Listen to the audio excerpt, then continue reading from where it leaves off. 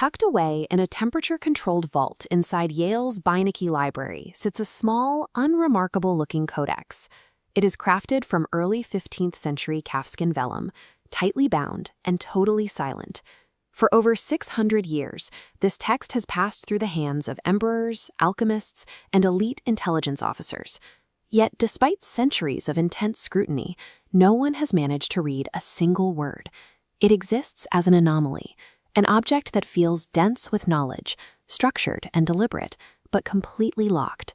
It is a puzzle engineered to ensnare anyone who tries to solve it. The first 100+ pages are packed with botanical drawings, but look closely and the botany falls apart. The roots resemble animals, the leaves are mismatched, and the blue and green flora do not correspond to any known species on Earth. Past the herbs, the pages unfold into massive, elaborate astrological diagrams filled with suns, moons, and dense networks of circular rosettes that map out an alien cosmos. Then comes the biological section. Dozens of stylized nude women wade through pools of green liquid, all interconnected by a bizarre system of curving, plumbing-like tubes. Surrounding these drawings is the text, written left to right, organized into clean paragraphs, and showing no signs of hesitation or correction. This script uses an alphabet of roughly 25 unique characters. To the naked eye, it mimics the visual rhythm and spacing of a standard European language. That visual structure is exactly how the trap operates. When the human brain detects margins, paragraphs, and repeating characters, it automatically assumes there is a message waiting to be translated. The first documented victim was Holy Roman Emperor Rudolph II. In the late 16th century, he paid 600 gold ducats for the book, convinced it contained deep esoteric wisdom.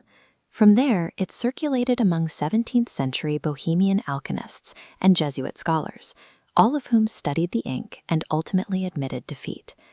The manuscript faded into obscurity until 1912, when Polish antiquarian Wilfrid Voynich pulled it from a chest in an Italian Jesuit college, bringing it back into the modern light. By the end of the Second World War, the book caught the attention of William Friedman. This was the legendary cryptanalyst who broke Japan's complex purple cipher.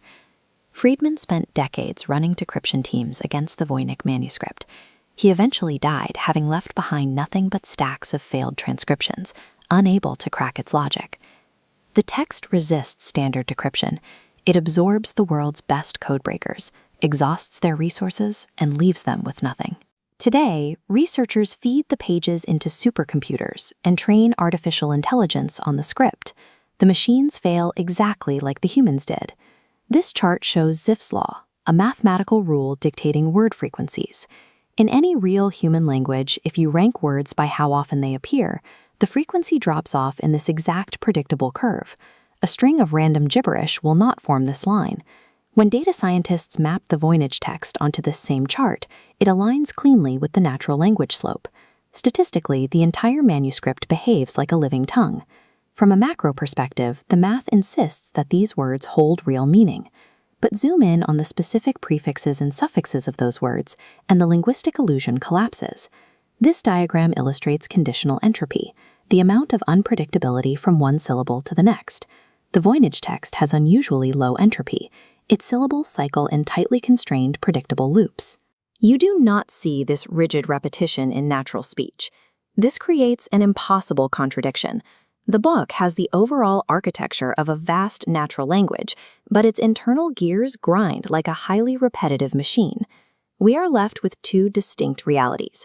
In the first, the Voynich is exactly what it looks like, an encoded compendium of medieval botanical and medical science, written in an artificial script that we simply haven't solved yet.